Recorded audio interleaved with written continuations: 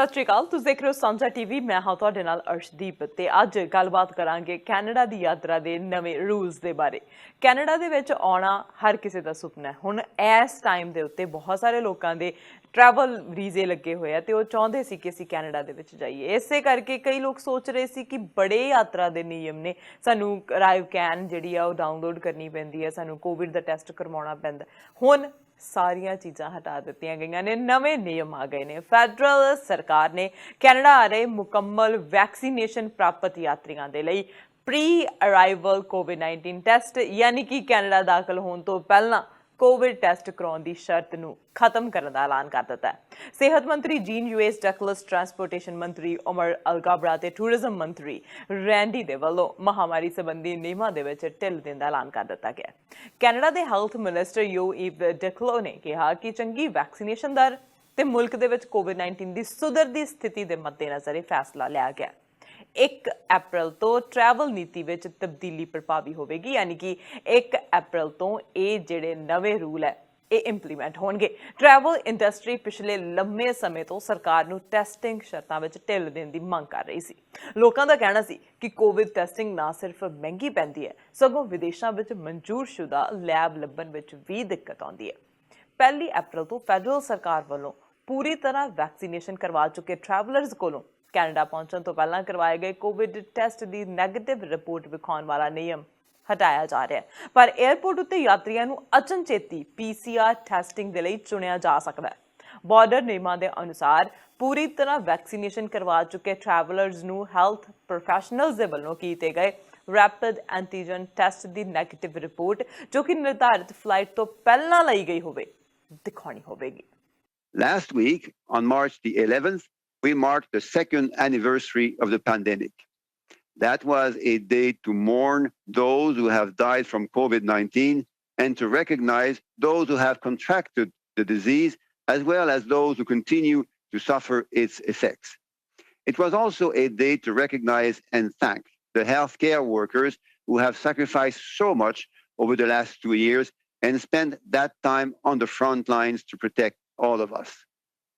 After 2 years of following individual public health measures, Canadians know what to do to keep themselves and each other safe. As I've mentioned in the past, we are in a much better position now in March 2022 than we were in March 2020. High vaccination rates and strong adherence to public health measures have pushed us through the peak of the Omicron wave. We have more tools available now, like the wide availability of rapid tests and a range of new treatments that can help keep some patients from getting seriously ill. I think it's fair to say that we are now entering into a transition phase of this pandemic. As the weather warms and people spend more time outside, we can expect to see transmission decline in the coming months. But we have to be prepared for a waning of collective and individual immunity. Of course, the government of Canada will also keep monitoring for new variants through our robust surveillance system and adjust public health measures as necessary. In the meantime, and to build on our last announcement in February, we are now ready to announce further changes to border measures. ਤੇ ਜਿਨ੍ਹਾਂ ਦੀ vaccination ਹੋ ਚੁੱਕੀ ਹੈ ਉਹਨਾਂ ਲਈ ਨਵੇਂ ਨਿਯਮਾਂ ਦੇ ਮੁਤਾਬਿਕ 1 ਅਪ੍ਰੈਲ 2022 ਤੋਂ ਕੈਨੇਡਾ ਆਉਣ ਵਾਲੇ ਯਾਤਰੀਆਂ ਨੂੰ ਮੋਲੀਕਿਊਲਰ ਜਾਂ ਐਂਟੀਜਨ ਕੋਵਿਡ ਟੈਸਟ ਕਰਵਾ ਕੇ ਆਉਣ ਦੀ ਜ਼ਰੂਰਤ ਨਹੀਂ ਹੋਵੇਗੀ। ਜੇ ਤੁਸੀਂ ਕਿਸੇ ਵੀ ਮਨਜ਼ੂਰਸ਼ੁਦਾ ਕੋਵਿਡ ਵੈਕਸੀਨ ਦੀਆਂ ਦੋਵੇਂ ਖੁਰਾਕਾਂ ਪ੍ਰਾਪਤ ਕੀਤੀਆਂ, 2 ਡੋਜ਼ਸ ਕਿਸੇ ਵੀ ਮਨਜ਼ੂਰਸ਼ੁਦਾ ਕੋਵਿਡ ਵੈਕਸੀਨ ਦੀਆਂ ਲਈਆਂ ਜਾਂ Johnson and Johnson vaccine the 1 dose ਲਈ ਹੈ ਤਾਂ ਤੁਸੀਂ कोविड तो पहला दे समय वांग आम तरीके दे नाल बॉर्डर पार कर सकते हैं। पर मुकम्मल वैक्सीनेशन वाले यात्रियों को बॉर्डर दाखले ते पहुंचण तो पहला अराइव कैन ऐप ते अपनी वैक्सीनेशन ते अपनी हिस्टरी विच कीतियां यात्रावां दे बारे जानकारी प्रदान करनी होगी। कोविड महामारी के शुरुआती दिनों तो ही कैनेडा आने वाले नॉन एसेंशियल यात्रियों को कैनेडा का जहाज चढ़न जां बॉर्डर पार करन तो पहला विदेश तो ही कोविड टैसट करवाउण दा नियम बना दिता गया सी। हालांकि ये नियम विदेशों तो होने वाले कोविड के फैलाव नूं रोकण लई बनाए गए सी, पर मॉलीक्यूलर टैसटिंग की सीमित उपलब्धता ਤੇ ਲੰਬੇ ਉਡੀਕ ਸਮਿਆਂ ਕਾਰਨ ਯਾਤਰੀਆਂ ਦੇ ਲਈ ਇਹ ਪ੍ਰਕਿਰਿਆ ਕਾਫੀ ਪਰੇਸ਼ਾਨਕੁੰਨ ਵੀ ਹੁੰਦੀ ਸੀ। ਕੈਨੇਡਾ ਦੀ ਨਿਰਧਾਰਿਤ ਫਲਾਈਟ ਤੋਂ ਘੱਟੋ-ਘੱਟ 72 ਘੰਟੇ ਪਹਿਲਾਂ ਕੋਵਿਡ ਟੈਸਟ ਕਰਵਾਉਣਾ ਜ਼ਰੂਰੀ ਕੀਤਾ ਗਿਆ ਸੀ। PCR ਟੈਸਟ ਕਰਵਾਉਣ ਵਿੱਚ ਤਕਰੀਬਨ $200 ਤੱਕ ਦਾ ਖਰਚਾ ਆਉਂਦਾ ਸੀ। ਟੈਸਟ ਪੋਜ਼ਿਟਿਵ ਆਉਣ ਤੋਂ ਬਾਅਦ ਯਾਤਰੀਆਂ ਨੂੰ ਘੱਟੋ-ਘੱਟ 10 ਦਿਨਾਂ ਦੇ ਲਈ ਕੈਨੇਡਾ ਵਾਪਸ ਆਉਣ ਦੀ ਇਜਾਜ਼ਤ ਨਹੀਂ ਹੁੰਦੀ ਸੀ, ਜਿਸ ਕਰਕੇ ਬਹੁਤ ਸਾਰੇ ਯਾਤਰੀਆਂ ਨੂੰ ਹੋਟਲਸ ਦੇ ਵਿੱਚ ਵਧੇਰੇ ਦੇਰ ਠਹਿਰਨਾ ਪੈਂਦਾ ਸੀ ਤੇ ਆਪਣੇ ਘਰ ਵਾਪਸੀ ਵੇਲੇ ਮਹਿੰਗੀਆਂ ਟਿਕਟਾਂ ਖਰੀਦਣੀਆਂ ਪੈਂਦੀਆਂ ਸੀ। ਭਾਵੇਂ 1 ਅਪ੍ਰੈਲ ਤੋਂ ਟੈਸਟ ਦੀ ਸ਼ਰਤ ਹਟਾਈ ਜਾ ਰਹੀ ਹੈ, ਪਰ ਲੱਛਣਾਂ ਵਾਲੇ ਯਾਤਰੀਆਂ ਨੂੰ ਅਜੇ ਵੀ ਕੈਨੇਡਾ ਦਾਖਲੇ ਦੀ ਆਗਿਆ ਨਹੀਂ ਹੋਵੇਗੀ। Effective April 1st, 2022, fully vaccinated travelers will no longer be required to complete a pre-entry test for travel to Canada. Fully vaccinated travelers may still continue to undergo random testing upon entry to Canada, but they are no longer required to quarantine while awaiting their results. Unvaccinated and partially vaccinated travelers will continue to be tested with COVID-19 molecular tests on arrival and on day 8 while they quarantine for 14 days. All travelers are also required to complete ArriveCan online or through the free mobile app before entry to Canada. Today's announcement is encouraging, but let us remember that all measures are subject to review. We will continue to adjust them as the epidemiological situation here in Canada and abroad evolves. Finally, I would like to thank Canadians for doing their part, getting vaccinated, and for many of you getting boosted and following public health advice. We have the power, individually and collectively, to reduce the impact of the virus on our lives. Living with COVID-19 means that we want to continue to exercise that power and make prudent, smart choices for ourselves and for those we love. ਤੇ ਆਓ ਫਿਰ ਹੁਣ ਤੋਂ 1 ਅਪ੍ਰੈਲ, ਕਿਉਂਕਿ ਅਜੇ 1 ਅਪ੍ਰੈਲ 'ਚ ਸਮਾਂ, ਉਸ ਸਮੇਂ ਦੇ ਦਰਮਿਆਨ ਜਿਹੜੇ ਯਾਤਰੀ ਆ ਰਹੇ ਨੇ ਉਹਨਾਂ ਦੇ ਲਈ ਕਿਹੜੇ ਨਿਯਮ ਹੋਣਗੇ, ਉਹਨਾਂ ਤੇ ਝਾਤ ਮਾਰੀਏ। ਕੈਨੇਡਾ ਦਾਖਲੇ ਤੋਂ ਪਹਿਲਾਂ ਕੋਵਿਡ ਟੈਸਟ ਕਰਵਾਉਣ ਦੀ ਸ਼ਰਤ ਦੀ ਜ਼ਰੂਰਤ ਹੋਵੇਗੀ। ਸਰਕਾਰ ਮਨਜ਼ੂਰਸ਼ੁਦਾ ਲੈਬ ਤੋਂ ਕਰਵਾਏ ਮੋਲੀਕਿਊਲਰ ਜਾਂ ਐਂਟੀਜਨ ਟੈਸਟ ਦੀ ਰਿਪੋਰਟ ਸਵੀਕਾਰ ਕਰੇਗੀ। ਰੈਪਿਡ ਟੈਸਟ ਜਾਂ ਘਰ ਵਿੱਚ ਕੀਤੇ ਟੈਸਟ ਸਵੀਕਾਰੇ ਨਹੀਂ ਜਾਣਗੇ। ਮੋਲੀਕਿਊਲਰ ਟੈਸਟ ਕੈਨੇਡਾ ਆਉਣ ਤੋਂ ਘੱਟੋ-ਘੱਟ 72 ਘੰਟੇ ਪਹਿਲਾਂ ਕਰਵਾਇਆ ਹੋਣਾ ਜ਼ਰੂਰੀ ਹੈ ਤੇ ਐਂਟੀਜਨ ਟੈਸਟ ਲਈ ਦਾਖਲੇ ਤੋਂ 24 ਘੰਟੇ ਪਹਿਲਾਂ ਕਰਵਾਏ ਹੋਣ ਦੀ ਸ਼ਰਤ ਹੈ।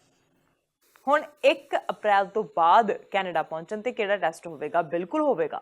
ਭਾਵੇਂ ਫੈਡਰਲ ਸਰਕਾਰ ਪ੍ਰੀ ਐਂਟਰੀ ਟੈਸਟਿੰਗ ਨੂੰ ਹਟਾ ਰਹੀ ਹੈ, ਪਰ ਯਾਤਰੀਆਂ ਦੇ ਕੈਨੇਡਾ ਪਹੁੰਚਣ ਤੇ ਉਹਨਾਂ ਵਿੱਚੋਂ ਕਿਸੇ ਦੀ ਟੈਸਟਿੰਗ ਯਾਨੀ ਕਿ ਰੈਂਡਮ ਟੈਸਟਿੰਗ ਜਾਰੀ ਰੱਖੀ ਗਈ ਹੈ।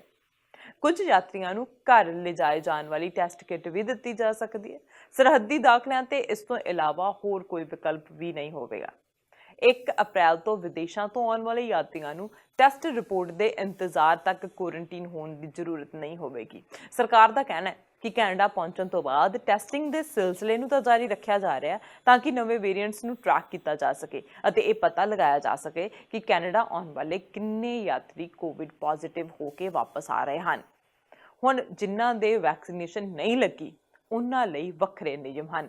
ਅਧੂਰੀ ਯਾਨੀ ਕਿ ਜਿਹਦੇ 1 ਵੈਕਸੀਨ ਲੱਗੀ ਹੈ ਜਾਂ ਜਿਸ ਦੇ ਕੋਈ ਵੀ ਵੈਕਸੀਨ ਨਹੀਂ ਲੱਗੀ, ਉਹਨਾਂ ਯਾਤਰੀਆਂ ਦੇ ਲਈ ਕੋਵਿਡ ਟੈਸਟਿੰਗ ਦੀ ਸ਼ਰਤ ਜਾਰੀ ਰਹੇਗੀ।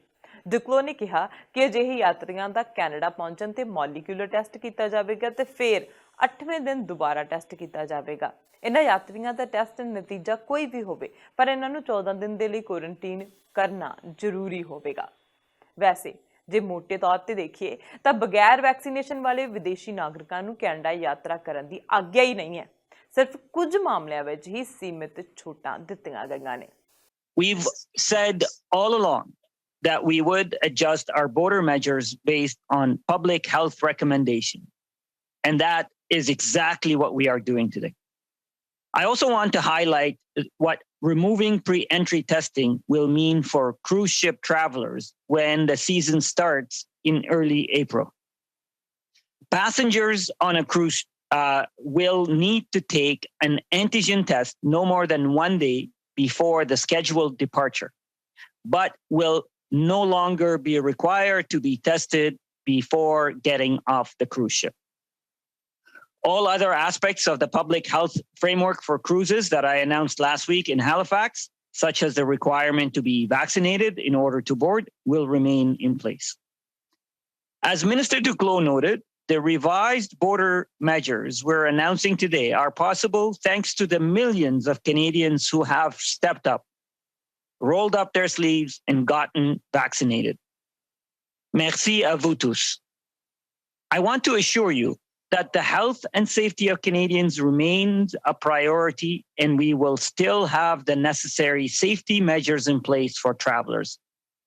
La santé et la sécurité des Canadiens sont une priorité. For example, our government is investing in Canada's airports to support testing and screening for COVID-19 to make the travel experience as safe and as convenient as possible. And just last Monday, I announced a major investment at Pearson Airport, and more announcements are coming. We also continue to have measures such as the obligation to be vaccinated to take a plane or a train in Canada and wearing a mask in Canadian airports and on planes. But as we've always said, public health measures are temporary, and we will adjust them based on public health recommendations. And as we move to this next step, I want to thank our airlines, airports, tourism operators, travelers, and all workers in the air sector and cruise industry for their tireless work over the past 2 years. It has not been easy, but all of them have stepped up. ਅੱਛਾ, ਹੁਣ ਹੋਰ ਸਵਾਲ ਸਾਹਮਣੇ ਆਉਂਦਾ ਹੈ ਕਿ ਹੋਰ ਦੇਸ਼ ਤੋਂ ਯਾਤਰਾ ਦੇ ਲਈ ਟੈਸਟ ਕਰਵਾਉਣ ਦੀ ਜ਼ਰੂਰਤ ਹੈ। ਇਸ ਦਾ ਜਵਾਬ ਇਸ ਗੱਲ ਤੇ ਨਿਰਭਰ ਕਰਦਾ ਹੈ ਕਿ ਤੁਸੀਂ ਕਿਹੜੇ ਮੁਲਕ ਜਾ ਰਹੇ ਹੋ। ਕੁਝ ਦੇਸ਼ਾਂ ਜਿਵੇਂ ਕਿ ਯੂਕੇ ਨੇ 18 ਮਾਰਚ ਤੋਂ ਯਾਤਰਾ ਕਰਨ ਤੋਂ ਪਹਿਲਾਂ ਟੈਸਟ ਕਰਵਾ ਕੇ ਆਉਣ ਦੀ ਸ਼ਰਤ ਹਟਾ ਦਿੱਤੀ ਹੈ। ਜੇ ਤੁਸੀਂ ਇੰਗਲੈਂਡ ਜਾ ਰਹੇ ਹੋ ਤਾਂ ਕੋਈ ਟੈਸਟ ਕਰਾਉਣ ਦੀ ਲੋੜ ਨਹੀਂ, ਭਾਵੇਂ ਤੁਸੀਂ ਵੈਕਸੀਨੇਸ਼ਨ ਵੀ ਪ੍ਰਾਪਤ ਨਾ ਕੀਤੀ ਹੋਵੇ। ਪਰ ਸਕਾਟਲੈਂਡ ਵਿੱਚ ਸ਼ਰਤਾਂ ਵੱਖਰੀਆਂ। ਜੇ ਤੁਸੀਂ US ਨੂੰ ਹਵਾਈ ਸਫ਼ਰ ਕਰ ਰਹੇ ਹੋ ਤਾਂ ਤੁਹਾਨੂੰ ਘੱਟੋ ਘੱਟ 1 ਦਿਨ ਪਹਿਲਾਂ ਕਰਵਾਏ ਕੋਵਿਡ ਦੇ ਐਂਟੀਜਨ ਟੈਸਟ ਦੀ ਲੋੜ ਹੋਵੇਗੀ। ਅਮਰੀਕਾ ਦੇ ਗੈਰ ਨਾਗਰਿਕਾਂ ਨੂੰ ਅਮਰੀਕਾ ਦਾ ਜਹਾਜ਼ ਚੜ੍ਹਨ ਤੋਂ ਪਹਿਲਾਂ ਮੁਕੰਮਲ ਵੈਕਸੀਨੇਸ਼ਨ ਪ੍ਰਾਪਤ ਹੋਣਾ ਜ਼ਰੂਰੀ ਹੈ। ਜੇ ਤੁਸੀਂ ਪੂਰੀ ਤਰ੍ਹਾਂ ਦੇ ਨਾਲ ਵੈਕਸੀਨੇਟਡ ਹੋ, ਜ਼ਮੀਨੀ ਜਾਂ ਫੈਰੀ ਦੇ ਮਾਧਿਅਮ ਰਾਹੀਂ US ਜਾ ਰਹੇ ਹੋ ਤਾਂ ਟੈਸਟ ਦੀ ਜ਼ਰੂਰਤ ਨਹੀਂ। US ਨੇ ਅਕਤੂਬਰ ਵਿੱਚ ਸੜਕ ਰਾਹੀਂ ਆਉਣ ਵਾਲੇ ਯਾਤਰੀਆਂ ਦੇ ਲਈ ਟੈਸਟਿੰਗ ਸ਼ਰਤ ਹਟਾ ਦਿੱਤੀ ਸੀ। ਹੁਣ ਇੱਕ ਹੋਰ ਵੱਡਾ ਪ੍ਰਸ਼ਨ ਸਵਾਲ ਸਾਹਮਣੇ ਆਉਂਦਾ ਹੈ ਕਿ ਮਾਸਕ ਪਹਿਨਣ ਦੀ ਜ਼ਰੂਰਤ ਹੈ ਜਾਂ ਨਹੀਂ, ਕਿਉਂਕਿ ਅਸੀਂ ਹੁਣ BC ਦੇ ਵਿੱਚ ਵੀ ਦੇਖਿਆ ਮਾਸਕ ਹਟਾ ਦਿੱਤੇ ਗਏ ਨੇ, ਅਲਬਰਟਾ ਦੇ ਵਿੱਚ ਵੀ ਦੇਖਿਆ ਕਿ ਮਾਸਕ ਹਟਾ ਦਿੱਤੇ ਗਏ ਨੇ, ਉਧਰ ਅਸੀਂ ਟੋਰਾਂਟੋ ਦੇ ਵਿੱਚ ਵੀ ਦੇਖਿਆ, ਆਟਵਾ ਦੇ ਵਿੱਚ ਵੀ ਦੇਖਿਆ ਮਾਸਕ ਹਟਾ ਦਿੱਤੇ ਗਏ ਨੇ। ਪਰ ਇਨਡੋਰ ਜਗ੍ਹਾ ਦੇ ਉੱਤੇ ਅਜੇ ਵੀ ਕਈ ਜਗ੍ਹਾ ਦੇ ਉੱਤੇ ਮਾਸਕ ਦੀ ਜ਼ਰੂਰਤ ਹੈ। ਤੇ ਹੁਣ ਸਫ਼ਰ ਦੇ ਦੌਰਾਨ ਮਾਸਕ ਪਹਿਨਣ ਦੀ ਜ਼ਰੂਰਤ ਹੈ ਜਾਂ ਨਹੀਂ, ਇਸ ਦਾ ਜਵਾਬ ਹੈ ਹਾਂ, ਇਹ ਨਿਯਮ ਨਹੀਂ ਬਦਲਿਆ। ਟਰਾਂਸਪੋਰਟ ਮਿਨਿਸਟਰ ਅਮਰ ਅਲਗਬਰਾ ਦਾ ਕਹਿਣਾ ਹੈ ਰੇਲਸ ਤੇ ਉਡਾਨਾਂ ਦੇ ਵਿੱਚ ਯਾਤਰੀਆਂ ਦੇ ਲਈ ਮਾਸਕ ਪਹਿਨਣਾ ਜ਼ਰੂਰੀ ਰਹੇਗਾ ਤੇ ਨਾਲ ਹੀ ਸਟੇਸ਼ਨਾਂ ਤੇ ਏਅਰਪੋਰਟਸ ਤੇ ਵੀ ਮਾਸਕ ਦੀ ਲੋੜ ਹੋਵੇਗੀ। ਭਾਵੇਂ ਕਈ ਸੂਬਾ ਸਰਕਾਰਾਂ ਨੇ ਮਾਸਕ ਨਿਯਮਾਂ ਵਿੱਚ ਛੋਟ ਦਿੱਤੀ ਹੈ, ਪਰ ਫੈਡਰਲ ਸਰਕਾਰ ਅਧੀਨ ਆਉਂਦੇ ਟਰਾਂਸਪੋਰਟ ਸੈਕਟਰਾਂ ਜਿਵੇਂ ਕਿ ਜਹਾਜ਼ਾਂ ਤੇ ਰੇਲਾਂ ਵਿੱਚ ਮਾਸਕ ਨਿਯਮ ਜਾਰੀ ਰੱਖੇ ਗਏ ਨੇ। We'll continue to rely on the advice that we receive from our public health, and we will adjust our measures as the situation evolves. But we're also, just like we will ease our measures if things appear to be evolving in a negative direction, we will also have to adjust our measures accordingly. So we just need to be nimble, maintaining that we're protecting the public health and safety of Canadians. And I agree, obviously. And Omar, maybe Minister Agabra, I should have pointed to Dr. New as well, because wearing a mask is something that comes with obviously some inconvenience. Individually, we'd all prefer not to wear a mask for all sorts of obvious reasons. But the health benefits of wearing a mask, particularly in crowded areas like a plane or train, that are also well known. So I'm going to turn back to you, Guillaume, because I know time is too short. Yeah. This is Dr. New. I was just going to mention, just from a public health perspective, certainly the use of face masks is a personal protective measure. It's another layer of protection that we certainly would recommend, and certainly in the context of being, as Minister Duclos and Mr. Algabra said, if you're in an enclosed space, like say an airplane, for an extended period of time, I think it just makes sense that we've always talked about avoiding the 3 C's, or at least being careful what you do in the 3 C's. You have crowded, closed spaces with close contact. So I think at a personal level, I would certainly think, it doesn't matter if there's a mandate or not. I think it's just a good practice to keep wearing a face mask in certain. ਜਿਵੇਂ ਅਸੀਂ ਕਹਿ ਰਹੇ ਹਾਂ ਕਿ ਮੁਕੰਮਲ vaccination ਹੋਣੀ ਚਾਹੀਦੀ ਹੈ, ਮਨਜ਼ੂਰਸ਼ੁਦਾ ਵੈਕਸੀਨ ਦੀਆਂ 2 ਖੁਰਾਕਾਂ ਤੇ Johnson and Johnson vaccine the 1 dose ਪ੍ਰਾਪਤ ਯਾਤਰੀ ਨੂੰ ਮੁਕੰਮਲ ਵੈਕਸੀਨੇਸ਼ਨ ਪ੍ਰਾਪਤ ਯਾਤਰੀ ਮੰਨਿਆ ਜਾਂਦਾ ਹੈ। ਕੈਨੇਡਾ ਆਉਣ ਤੋਂ ਘੱਟੋ ਘੱਟ 14 ਦਿਨ ਪਹਿਲਾਂ ਤੁਹਾਡੇ ਦੂਜੀ ਡੋਜ਼ ਦਾ ਟੀਕਾ ਲੱਗਿਆ ਹੋਣਾ ਜ਼ਰੂਰੀ ਹੈ। ਮਿਸਾਲ ਦੇ ਤੌਰ ਤੇ ਜੇ ਤੁਸੀਂ 1 ਮਾਰਚ ਨੂੰ ਵੈਕਸੀਨ ਦੀ ਦੂਜੀ ਡੋਜ਼ ਪ੍ਰਾਪਤ ਕੀਤੀ ਹੈ ਤਾਂ 15 ਮਾਰਚ ਦਾ ਪਹਿਲਾ ਦਿਨ ਹੋਵੇਗਾ ਜਦੋਂ ਤੁਸੀਂ ਕੈਨੇਡਾ ਦਾਖਲੇ ਦੀਆਂ ਸ਼ਰਤਾਂ ਪੂਰੀਆਂ ਕਰੋਗੇ। ਡੈਨਮਾਰਕ ਅਤੇ ਫਰਾਂਸ ਨੇ ਮੁਕੰਮਲ ਵੈਕਸੀਨੇਸ਼ਨ ਦੀ ਪਰਿਭਾਸ਼ਾ ਬਦਲ ਦਿੱਤੀ ਹੈ। ਹੁਣ 2 ਖੁਰਾਕਾਂ ਦੇ ਨਾਲ ਇਸ ਵਿੱਚ ਬੂਸਟਰ ਡੋਜ਼ ਵੀ ਸ਼ਾਮਿਲ ਕਰ ਲਈ ਗਈ ਹੈ, ਪਰ ਕੈਨੇਡਾ ਦੇ ਵਿੱਚ ਫਿਲਹਾਲ 2 ਖੁਰਾਕਾਂ ਨੂੰ ਹੀ ਮੁਕੰਮਲ ਵੈਕਸੀਨੇਸ਼ਨ ਮੰਨਿਆ ਜਾ ਰਿਹਾ ਹੈ। ਡੁਕਲੋ ਦਾ ਕਹਿਣਾ ਹੈ ਕਿ ਕੈਨੇਡਾ ਕਿਸੇ ਵੀ ਸਮੇਂ ਇਹ ਤਬਦੀਲੀ ਕਰ ਸਕਦਾ ਹੈ ਅਤੇ ਉਹਨਾਂ ਨੇ ਕੈਨੇਡੀਅਨਸ ਨੂੰ ਬੂਸਟਰ ਡੋਜ਼ ਪ੍ਰਾਪਤ ਕਰਨ ਦੀ ਅਪੀਲ ਕੀਤੀ ਹੈ।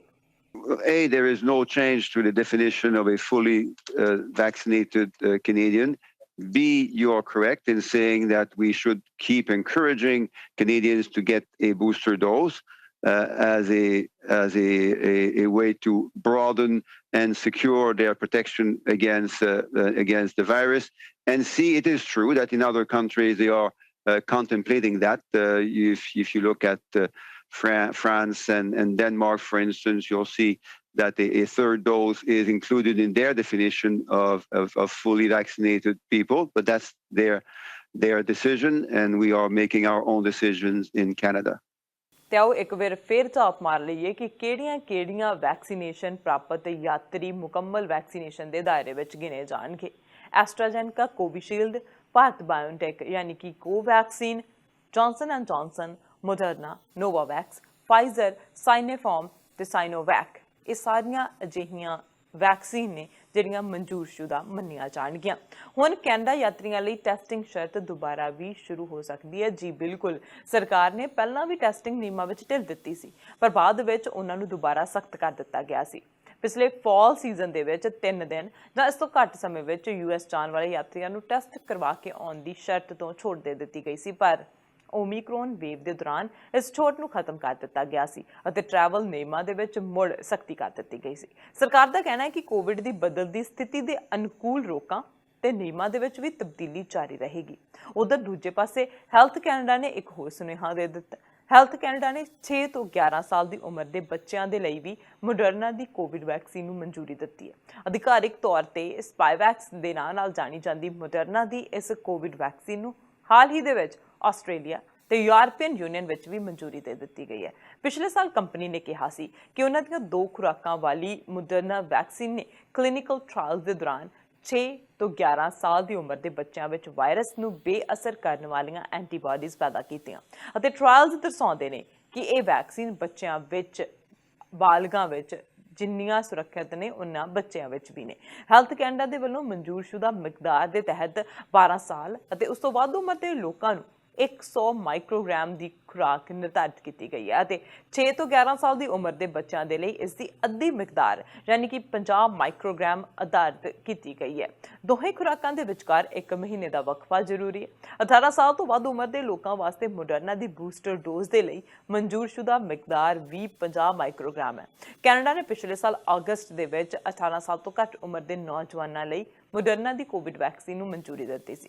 ਨਾਲ ਹੀ ਭਾਰਤ ਸਰਕਾਰ ਨੇ ਕੋਵਿਡ ਮਹਾਮਾਰੀ ਦੇ ਕਾਰਨ 2 ਸਾਲ ਬੰਦ ਰੱਖਣ ਤੋਂ ਬਾਅਦ 156 ਦੇਸ਼ਾਂ ਦੇ ਨਾਗਰਿਕਾਂ ਨੂੰ ਦਿੱਤੇ ਜਾਇਜ਼ 5 ਸਾਲਾ ਟੂਰਿਸਟ ਵੀਜ਼ੇ ਅਤੇ ਸਾਰੇ ਦੇਸ਼ਾਂ ਦੇ ਨਾਗਰਿਕਾਂ ਦੇ ਲਈ ਰੈਗੂਲਰ ਕਾਗਜ਼ੀ ਵੀਜ਼ੇ ਨੂੰ ਤੁਰੰਤ ਦੇ ਨਾਲ ਬਹਾਲ ਕਰ ਦਿੱਤਾ ਹੈ। ਅਧਿਕਾਰੀਆਂ ਨੇ ਦੱਸਿਆ ਕਿ ਮੌਜੂਦਾ ਸਮੇਂ ਵਿੱਚ ਅਮਰੀਕਾ ਤੇ ਜਾਪਾਨ ਦੇ ਨਾਗਰਿਕਾਂ ਨੂੰ ਜਾਰੀ ਕੀਤੇ ਗਏ ਸਾਰੇ ਜਾਇਜ਼ ਲੰਮੀ ਮਿਆਦ ਯਾਨੀ ਕਿ 10 ਸਾਲ ਦੇ ਰੈਗੂਲਰ ਟੂਰਿਸਟ ਵੀਜ਼ੇ ਨੂੰ ਬਹਾਲ ਕਰ ਦਿੱਤਾ ਗਿਆ। ਅਮਰੀਕਾ ਤੇ ਜਾਪਾਨੀ ਸਰਕਾਰਾਂ ਦੇ ਨਾਗਰਿਕਾਂ ਨੂੰ ਨਵਾਂ ਯਾਨੀ ਕਿ ਲੰਮੀ ਮਿਆਦ 10 ਸਾਲ ਦਾ ਟੂਰਿਸਟ ਵੀਜ਼ਾ ਵੀ ਦਿੱਤਾ ਜਾਵੇਗਾ। ਇੱਕ ਅਧਿਕਾਰੀ ਨੇ ਦੱਸਿਆ ਕਿ 156 ਦੇਸ਼ਾਂ ਦੇ ਨਾਗਰਿਕਾਂ ਵੀਜ਼ਾ ਨਿਯਮਾਵਲੀ ਯਾਨੀ ਕਿ 2019 ਦੇ ਅਨੁਸਾਰ ਨਵੇਂ ਟੂਰਿਸਟ ਵੀਜ਼ੇ ਜਾਰੀ ਕਰਵਾਉਣ ਦੇ ਹੱਕਦਾਰ ਹੋਣਗੇ। ਉਹਨਾਂ ਨੇ ਕਿਹਾ ਕਿ ਇਹਨਾਂ ਦੇਸ਼ਾਂ ਦੇ ਨਾਗਰਿਕਾਂ ਉੱਤੇ ਸਮੇਂ-ਸਮੇਂ ਸਪਲਾਈਆਂ ਦੇ ਲਗਾਈਆਂ ਗਈਆਂ ਪਾਬੰਦੀਆਂ ਦੇ ਅਧੀਨ 5 ਸਾਲ ਦੀ ਵੈਧਤਾ ਤੱਕ ਨਵੇਂ ਰੈਗੂਲਰ ਟੂਰਿਸਟ ਤੇ ਟੂਰਿਸਟ ਵੀਜ਼ੇ ਉੱਤੇ ਵਿਦੇਸ਼ੀ ਨਾਗਰਿਕ ਕੇਵਲ ਸਮੁੰਦਰੀ ਇਮੀਗ੍ਰੇਸ਼ਨ ਚੈੱਕ ਪੋਸਟ ਜਾਂ ਉਡਾਨਾਂ ਜ਼ਰੀਏ ਹਵਾਈ ਅੱਡੇ ਦੇ ਪੀ ਦੇ ਨਾਲ ਭਾਰਤ ਵਿੱਚ ਦਾਖਲ ਹੋ ਸਕਣਗੇ, ਜਿਨ੍ਹਾਂ ਵਿੱਚ ਵੰਦੇ ਮਾਤਰਮ ਭਾਰਤ ਮਿਸ਼ਨ ਜਾਂ 에ਅਰ ਬਬਲ ਯੋਜਨਾ ਹੇਠ ਜਾਂ ਸ਼ਹਿਰੀ ਹਵਾਬਾਜ਼ੀ ਡਾਇਰੈਕਟੋਰੇਟ ਜਾਂ ਮੰਤਰਾਲੇ ਵੱਲੋਂ ਮਨਜ਼ੂਰਸ਼ੁਦਾ ਉਡਾਨਾਂ ਸ਼ਾਮਲ ਹੋਣਗੀਆਂ। ਹੁਣ ਕੁੱਲ ਮਿਲਾ ਕੇ ਹਰ ਕਿਸੇ ਦੇ ਵੱਲੋਂ ਰਿਲੈਕਸੇਸ਼ਨ ਦਿੱਤੀਆਂ ਜਾ ਰਹੀਆਂ ਨੇ। ਜਦੋਂ ਅਸੀਂ ਟਰੈਵਲ ਕਰਦੇ ਹਾਂ, ਟਰੈਵਲ ਦੀਆਂ ਨਿਯਮਾਂ ਦੇ ਵਿੱਚ ਜਿਹੜੀਆਂ ਨੇ ਉਹ ਬਹੁਤ ਰਿਲੈਕਸੇਸ਼ਨਸ ਮਿਲ ਰਹੀਆਂ ਨੇ, ਪਰ ਭਾਰਤ ਨੇ ਜਿਹੜੇ ਈ ਵੀਜ਼ੇ ਜਾਰੀ ਕੀਤੇ ਆ ਉਹਨਾਂ ਦੇ ਵਿੱਚ ਕੈਨੇਡਾ ਦਾ ਨਾਮ ਨਹੀਂ ਆਉਂਦਾ। ਸੋ ਉਸ ਲਈ ਜੇ ਤੁਸੀਂ ਭਾਰਤ ਜਾ ਰਹੇ ਹੋ, ਈ ਵੀਜ਼ਾ ਲਗਵਾਇਆ ਹੋਇਆ, ਤਾਂ ਦੁਬਾਰਾ ਤੁਹਾਨੂੰ ਵੀਜ਼ਾ ਲਗਵਾਉਣਾ ਪੈਣਾ। ਕਿਹੜੀਆਂ ਰਿਕੁਆਇਰਮੈਂਟਸ ਨੇ ਦੇਖ ਕੇ ਜਾਓ। ਕਿਸੇ ਵੀ ਕੰਟਰੀ ਦੇ ਵਿੱਚ ਟਰੈਵਲ ਕਰਨ ਜਾ ਰਹੇ ਹੋ, ਹੁਣ ਆਉਣ ਵਾਲੇ ਸਮੇਂ ਦੇ ਵਿੱਚ ਸਮਰ ਵਕੇਸ਼ਨ ਆਉਣ ਵਾਲੀਆਂ ਨੇ, ਤੇ ਉਦੋਂ ਸਾਰਿਆਂ ਨੇ ਇੱਥੋਂ ਬਾਹਰ ਨਿਕਲਣਾ। 2 ਸਾਲ ਤੋਂ ਵੱਧ ਦਾ ਸਮਾਂ ਹੋ ਗਿਆ, ਲੋਕ ਆਪਣੇ ਘਰਾਂ ਦੇ ਵਿੱਚ ਨੇ, ਆਪਣੇ ਪ੍ਰੋਵਿੰਸ ਦੇ ਵਿੱਚ ਨੇ, ਕਈਆਂ ਨੇ ਤਾਂ ਆਪਣਾ ਪ੍ਰੋਵਿੰਸ ਛੱਡ ਕੇ ਵੀ ਦੂਜੇ ਪ੍ਰੋਵਿੰਸ ਦੇ ਵਿੱਚ ਨਹੀਂ ਗਏ। ਹੁਣ ਉਹ ਚਾਹੁੰਦੇ ਆ ਕਿ ਟਰੈਵਲ ਕੀਤਾ ਜਾਵੇ, ਪਰ ਟਰੈਵਲ ਸੇਫ ਟਰੈਵਲ ਹੋਵੇ। ਆਉਣ ਵਾਲੇ ਸਮੇਂ ਦੇ ਵਿੱਚ ਹੋਰ ਤਬਦੀਲੀਆਂ ਹੋ ਸਕਦੀਆਂ, ਨਵੇਂ ਨਿਯਮ ਆ ਸਕਦੇ ਆ, ਕੋਰੋਨਾ ਵਾਇਰਸ ਫਿਰ ਤੋਂ ਸਾਡੀਆਂ ਜ਼ਿੰਦਗੀਆਂ ਦੇ ਵਿੱਚ ਆ ਸਕਦਾ, ਕੁਝ ਵੀ ਹੋ ਸਕਦਾ। ਉਸ ਤੋਂ ਬਚਣ ਦੇ ਲਈ ਸਭ ਤੋਂ ਜ਼ਰੂਰੀ ਹੈ, ਜੇ ਤੁਹਾਨੂੰ ਲੱਗਦਾ ਕਿ ਅਸੀਂ ਮਾਸਕ ਪਾਉਣੇ ਤਾਂ ਜ਼ਰੂਰ ਮਾਸਕ ਪਾਓ। ਜੇ ਤੁਹਾਨੂੰ ਲੱਗਦਾ ਕਿ ਅਸੀਂ ਇਹ ਵੈਕਸੀਨੇਸ਼ਨ ਨਹੀਂ ਲਗਵਾਈ ਤਾਂ ਵੈਕਸੀਨੇਸ਼ਨ ਜ਼ਰੂਰ ਲਗਵਾਓ। ਤੀਜੀ ਡੋਜ਼ ਨਹੀਂ ਲਗਵਾਈ ਤਾਂ ਤੀਜੀ ਡੋਜ਼ ਜ਼ਰੂਰ ਲਗਵਾਓ। ਸੋ ਜੋ ਸਰਕਾਰ ਤੁਹਾਡੇ ਲਈ ਸਾਰੀਆਂ ਰਿਕੁਆਇਰਮੈਂਟਸ ਦੇ ਰਹੀ ਹੈ, ਸਾਰੀਆਂ ਰਿਕੁਆਇਰਮੈਂਟਸ ਨੂੰ ਪੂਰਾ ਕਰੋ, ਤਾਂ ਕਿ ਜੇ ਤੁਸੀਂ ਕਿਤੇ ਜਾ ਰਹੇ ਹੋ, ਟਰੈਵਲ ਕਰ ਰਹੇ ਹੋ, ਤਾਂ ਤੁਹਾਨੂੰ ਕੋਈ ਵੀ ਦਿੱਕਤ, ਕੋਈ ਵੀ ਪਰੇਸ਼ਾਨੀ ਦਾ ਸਾਹਮਣਾ ਨਾ ਕਰਨਾ ਪਵੇ। ਇਨਫੋਰਮੇਸ਼ਨ ਅਸੀਂ ਤੁਹਾਡੇ ਤੱਕ ਇਸੇ ਤਰ੍ਹਾਂ ਪਹੁੰਚਾਉਂਦੇ ਰਹਾਂਗੇ। ਦੇਖਦੇ ਰਹੋ ਸਾਂਝਾ ਟੀਵੀ, ਤੇ ਮੈਨੂੰ ਅਰਸ਼ਦੀਪ ਨੂੰ ਦਿਓ ਇਜਾਜ਼ਤ। ਸਤਿ ਸ਼੍ਰੀ ਅਕਾਲ।